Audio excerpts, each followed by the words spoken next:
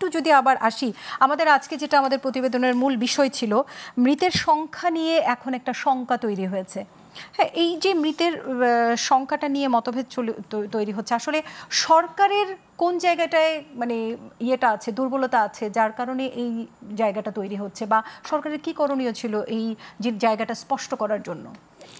আসলে যখন বিশ্বাস অবিশ্বাসের প্রশ্ন আসে, আর যখন অবিশ্বাস হয়ে যায়, তখন কিন্তু আপনি যেটাই বলেন না কেন সেটাতেই বিশ্বাস আসবে না, তাই না? আমরা তো দেখছি যে আন্দোলনের সময়, এবার না আগেও আমরা দেখছি, সে পাকিস্তান আমল থেকে শুরু করি, অর্থাৎ বাংলাদেশের নিউজ বা মুখ দেখার পরে যে বিবিসি কি বলে, অর্থাৎ এই ঘটনা এটা ঠিক মতো আসে নাই। তো এই বিষয় এটা যেটা বললে যে মৃত সংখ্যার ব্যাপারে এত কিছু তো ঘোরাঘুরি দরকার নাই, স্কুলেই তো থাকার কথা। স্কুলে কতজন ছাত্রছাত্রী আছে, তাদের মধ্যে কতজন এখন নাই, আর ওই দিন কারা উপস্থিত হয়েছিল তাদের তো ওই অ্যাটেন্ডেন্স আছে না, তো এটা না পাওয়ার তো কোনো কারণ নাই। কাজে এটা নিয়ে আবার এত করার কোনো কিছু আছে বলে আমার মনে হয় না। ওই যে বললাম যে কারণটা হলো ওইটাই, যে অবিশ্বাস যখন চলে আসে। আর বিগত 17টা বছর তো, যে আপনি যেটা বললেন যে মানবতা নাকি রাজনীতি, অর্থাৎ রাজনীতিটাকে এমন এক জায়গায় মুখোমুখি দাঁড় করাই দিছে যে রাজনীতিবিদরা বোধহয় মানবতা বলতে কিছু নাই। কিন্তু শেখ হাসিনা তো আর রাজনীতিবিদ ছিল না। শেখ হাসিনা একজন রাজনীতিবিদ হিসাবে তো ক্ষমতায় দলের প্রধান হয়েছিল, ক্ষমতায়, কিন্তু এরপরে তো সে স্বৈরাচার হয়ে গেছিল। অর্থাৎ যখন আপনার রাজনীতি থেকে মানবতা যখন বিদায় নেয়, তখন কিন্তু সেটা রাজনীতি থাকে না, তখন সেটা স্বৈরাচার হয়ে যায়, স্বেচ্ছাচার হয়ে যায়, অর্থাৎ যা ইচ্ছা আমি করলাম। তো সেটা তো আর রাজনীতি না। তো এই কারণে আজকের এই যে দেশের যে অবস্থাটা দেখেন, আজকে কত অল্প 1 বছর হয়েছে, এই 1 বছরের মধ্যে আজকে এই সরকারের উপরে মানুষের বিশ্বাস অবিশ্বাস কোথায় চলে গেছে। চলে যাওয়ার তো কথা না। কারণটা হলো যে তাদের অ্যাক্টিভিটিস, তাদের অ্যাক্ট। আজকে কেন বিভেদ হবে? আজকে বিরোধী রাজনৈতিক দলগুলোর মধ্যে আমরা তো বিভেদ করি নাই, আমরা তো বলি নাই বিএনপি হিসাবে আমি 1 নাম্বার দল, আমি ছাড়া অন্য করে রাখবা কেন, বা অন্য কার সাথে কনসার্ন করবা কেন।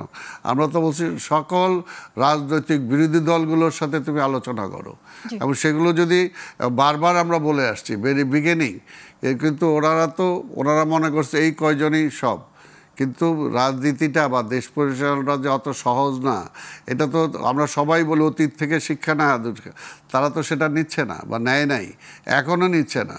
তারা যদি মনে করে যে ডক্টরেট আছে একজন ডক্টর ইউনূস সাহেব, আর তার অধীনে যারা আছে বাংলাদেশে এরাই সর্বশ্রেষ্ঠ, এর চেয়ে সর্বশ্রেষ্ঠ সরকারও কিন্তু আসছিল, কিন্তু তারা পারে নাই। ফাইনালি 111 হয়েছে দেশে, তাদের ব্যর্থতার জন্য 111 হয়েছে।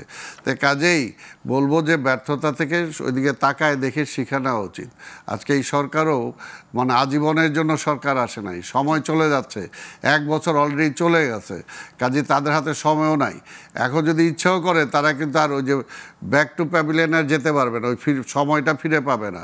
তো কাজে অলরেডি তাদের অবস্থা নাজুক হয়ে গেছে। এখন অতি দ্রুত এত বিশেষ কিছু না করে সকল রাজনৈতিক দলের সাথে আলোচনা করে অন্তত কীভাবে মানে ইলেকশনটাকে ভালোভাবে করা যায়, এবং ইলেকশনের আগে যতটুকু মানে ওই কি বলে সংশোধন বা সংস্কার যেগুলো একমত হয়েছে সবাই, সেটার ভিত্তিতে অন্তত একটা নির্বাচনের দিকে তাদের যাওয়া উচিত। কিন্তু আমরা এই যে বাচ্চাগুলো মারা গেল মাইলস্টোন স্কুল অ্যান্ড কলেজের ঘটনায়, এই জায়গাটায় আমরা সঠিক সংখ্যার জায়গাটায় কিভাবে আমরা, মানে আপনি বললেন অবিশ্বাসের কারণে, কিন্তু এই বিশ্বাসটা আমরা কিভাবে নিয়ে আসতে পারি? এই যে এটা আনতে হবে এখন পরিষ্কার, যে এটা আজকে কারণ সরকারের উপরে বিশ্বাস করতেছে না, যে সরকার মনে করতেছে না এটা ভুল বলতেছে, এটা ঠিক করতেছে না।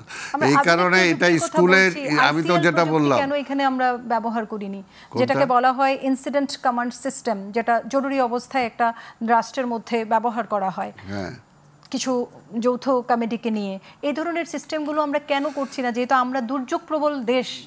না সেটা তো, এটা তো আমরা যে কথাটা আমি বারবার এর মধ্যে 2-3 বার বলে ফেললাম, যে 5ই আগস্টের পরে তারা এই সরকার যখন আসলো, সেই সরকার আসার পরে যদি প্রতিনিয়ত তারা রাজনৈতিক দলগুলোকে সাথে বসতো, সালিম ভাই আমরা আবারও এই জায়গাটায় ফিরে আসবো, যে বিশ্বাস এবং অবিশ্বাসের জায়গাটায় ছোট্ট একটা বিরতি নিয়ে আবারও ফিরে আসছি।